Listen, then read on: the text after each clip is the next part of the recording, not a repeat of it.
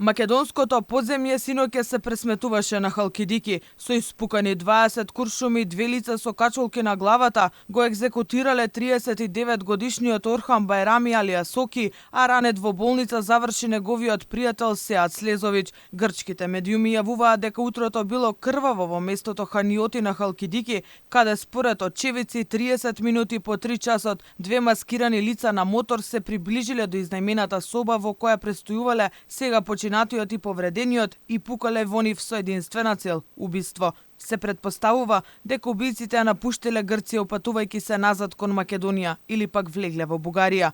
Бајрами, познат по прекарот Оки, починал на лице место, а повредениот е хоспитализиран во болница во Полигирос. Локалната грчка полициска управа спроведува прелиминарна истрага. Грчките медиуми пишуваат дека убиството на двајцата бизнисмени, собственици на казино и фабрика за пијалоци во Македонија, било нарачано, поврзувајќи го со екзекуцијата од пред неколку месеци во Шишабар во Скопје. Таму на 6 март на идентичен начин беа ликвидирани Кривањева, познат како Жила, и Исеини, познат како Љаци.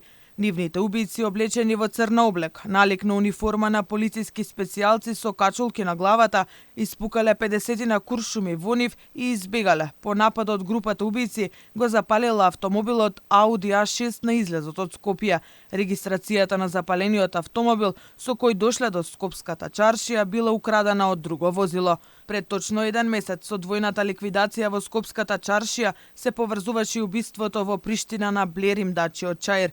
Застреланото тело косовската полиција го пронашла во автомобил со скопски регистарски таблички, а како што пренесуваа косовските медиуми, покрај него имало и документи кои ги користел на име Блерим Шабани. И тука на околу 1 километар од местото на убиството бил пронајден опожарен автомобил со германска регистрација, за кој се претпоставуваше дека го користеле убијците.